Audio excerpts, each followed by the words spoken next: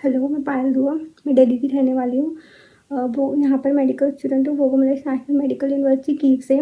मैं आप लोगों को यहाँ की एग्जैक्ट सिचुएशन के बारे में बताना चाहती हूँ।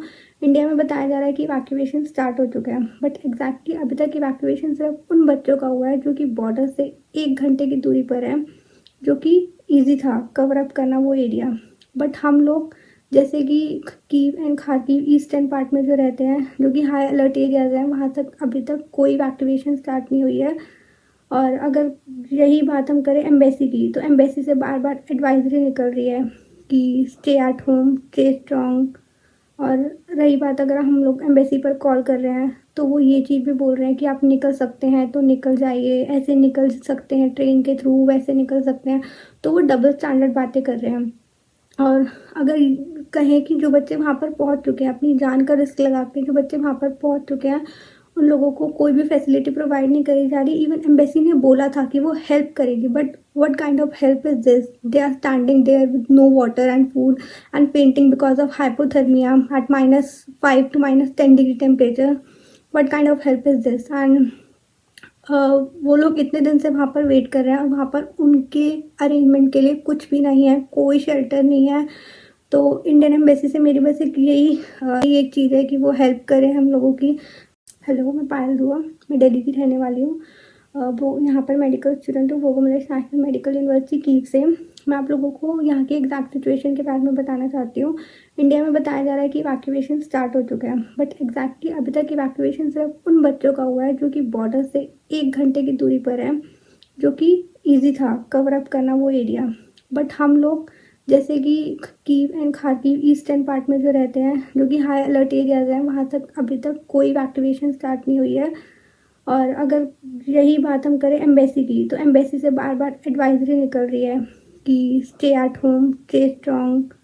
और रही बात, अगर हम लोग एम्बेसी पर कॉल कर रहे हैं तो वो ये चीज़ भी बोल रहे हैं कि आप निकल सकते हैं तो निकल जाइए, ऐसे निकल सकते हैं ट्रेन के थ्रू, वैसे निकल सकते हैं।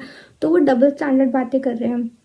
और अगर कहें कि जो बच्चे वहाँ पर पहुँच चुके हैं, अपनी जान का रिस्क लगा के जो बच्चे वहाँ पर पहुँच चुके हैं, उन लोगों को कोई भी फैसिलिटी प्रोवाइड नहीं करी जा रही। इवन एम्बेसी ने बोला था कि वो हेल्प करेगी, but what kind of help is this? They are standing there with no water and food and painting because of hypothermia at -5 to -10 degree temperature. What kind of help is this? And वो लोग इतने दिन से वहाँ पर wait कर रहे हैं और वहाँ पर उनके अरेंजमेंट के लिए कुछ भी नहीं है, कोई शेल्टर नहीं है। तो इंडियन एम्बेसी से मेरी बस यही एक चीज़ है कि वो हेल्प करें हम लोगों की। हेलो, मैं पायल दुआ। मैं दिल्ली की रहने वाली हूँ। वो यहाँ पर मेडिकल स्टूडेंट हूँ, भोगोमलेस नेशनल मेडिकल यूनिवर्सिटी कीव से। मैं आप लोगों को यहाँ की एग्जैक्ट सिचुएशन के बारे में बताना चाहती हूँ। इंडिया में बताया जा रहा है कि इवैक्यूएशन स्टार्ट हो चुका है, बट एग्जैक्टली अभी तक इवैक्यूएशन सिर्फ उन बच्चों का हुआ है जो कि बॉर्डर से 1 घंटे की दूरी पर है, जो कि ईजी था कवर अप करना वो एरिया। बट हम लोग जैसे कि Kyiv and Kharkiv eastern part में जो रहते हैं, जो कि हाई अलर्ट एरियाज हैं, वहाँ तक अभी तक कोई इवैक्यूएशन स्टार्ट नहीं हुई है। और अगर यही बात हम करें एम्बेसी की, तो एम्बेसी से बार बार एडवाइजरी निकल रही है कि stay at home, stay strong. और रही बात, अगर हम लोग एम्बेसी पर कॉल कर रहे हैं तो वो ये चीज़ भी बोल रहे हैं कि आप निकल सकते हैं तो निकल जाइए, ऐसे निकल सकते हैं ट्रेन के थ्रू, वैसे निकल सकते हैं। तो वो डबल स्टैंडर्ड बातें कर रहे हैं।